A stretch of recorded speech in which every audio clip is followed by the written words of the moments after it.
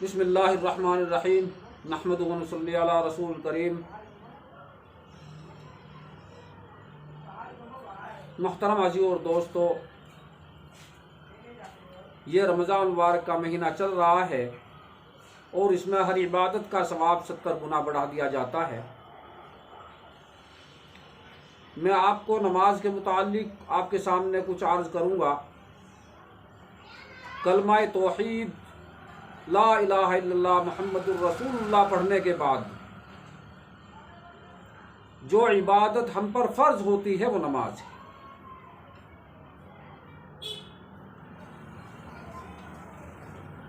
नमाज ऐसी इबादत है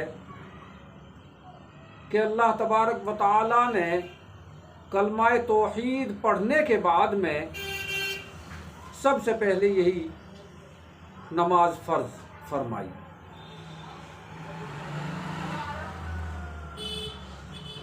अल्लाह तबारक व तआला और हुज़ूर सल्लल्लाहु अलैहि वसल्लम की खुशनुदी के लिए सबसे पहला जो फरीज़ा है वो नमाज है। नमाज बहुत अहम इबादत है और जितनी भी इबादतें हैं अल्लाह रब्बुल इज़्ज़त ने ज़मीन पर फ़र्ज़ फरमाई, लेकिन नमाज की दौलत सरवरे कायनात सल्लल्लाहु ताला अलैहि वसल्लम को अपने पास बुला करके बतौर हदिया और तोहफा पेश की। नमाज ऐसी इबादत है और इसका सवाब कितना है आप इससे अंदाज़ा लगा लीजिए कि जब हमारे नबी सल्लल्लाहु ताला अलैहि वसल्लम मेराज में तशरीफ़ ले गए तो आपकी उम्मत के लिए अल्लाह तबारक व तआला ने 50 वक्त की नमाज फ़र्ज़ फरमाई। आप तशरीफ़ लाए, हज़रत मूसा अलैहिस्सलातु वस्सलाम से मुलाकात हुई तो आपने मशवरा दिया कि आपकी उम्मत से ये इतनी नमाजें पढ़ी नहीं जाएगी, मुश्किल हो जाएगी, आप जाकर के इसमें तख़फ़ीफ़ करा के आए। अल्लाह के नबी सल्लल्लाहु ताला अलैहि वसल्लम एक मरतबा नहीं बल्कि कई मरतबा तशरीफ़ ले गए तो अल्लाह तबारक व तआला ने 5 वक्त की नमाज फ़र्ज़ की। वाक़िया लंबा है, मैं आपको मुख्तसर करके बतला रहा हूँ। और फिर फरमाया मा युबद्दिलुल क़ौल, हम अपनी बातों से बदलते नहीं। हमने 50 वक्त की नमाज फ़र्ज़ की और 50 वक्त की नमाज का ही सवाब देना था, लेकिन हमने जब इसमें तख़फ़ीफ़ फरमा दी और 5 वक्त की नमाज फरमा दी तो इसका सवाब हमने 50 वक्त की नमाज का ही दे दिया।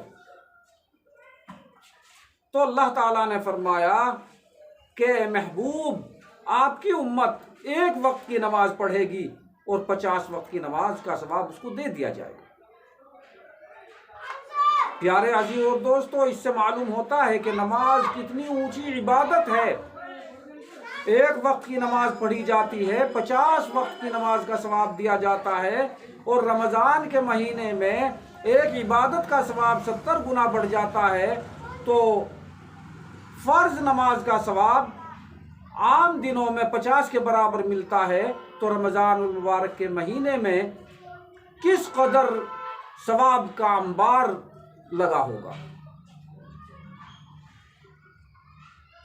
मोहतरम अज़ीज़ और दोस्तों, अगर हमें अल्लाह और उसके रसूल सल्लल्लाहु अलैहि वसल्लम की खुशनुदी हासिल करनी है तो हमें सबसे पहली इबादत यानी नमाज की पाबंदी करनी पड़ेगी। और अगर हम नमाज की पाबंदी कर लेंगे तो इंशाअल्लाह हमें अल्लाह और उसके रसूल सल्लल्लाहु ताला अलैहि वसल्लम की खुशनुदी हासिल हो जाएगी। और अगर हम नमाज को छोड़ देंगे, हदीस शरीफ में आया है कि जिसने नमाज कायम की उसने दीन को कायम किया और जिसने नमाज को छोड़ दिया उसने दीन को ढा दिया। यानी नमाज दीन का सुतून है। अल्लाह तबारक व तआला ने जहां भी फरमाया अकीमुस्सलाह फरमाया, यानी नमाज कायम करो, सल्लू नहीं फरमाया कि नमाज पढ़ो, बल्कि फरमाया कि नमाज कायम करो। तो दोस्तों, नमाज पढ़ने में और नमाज कायम करने में ज़मीन आसमान का फ़र्क है। कायम करना हमेशा के लिए होता है और किसी काम को करना हमेशा के लिए नहीं होता। और जहां भी नमाज पढ़ने वालों की सिफ्त बयान फरमाई अल्लाह तबारक व तआला ने युकीमून सलाह फरमाया, यानी जो नमाज कायम करते हैं, नमाज कायम करते हैं, उनकी तरफ इशारा फरमाया व युकीमून सलाह। तो मुहतरम अज़ीज़ दोस्तों, नमाज बहुत ऊंची इबादत है। रमज़ान में भी और गैर रमज़ान में भी हमेशा नमाज का एहतमाम करें और अपने मिलने वालों को, अपने दोस्तों को नमाज की दावत दें।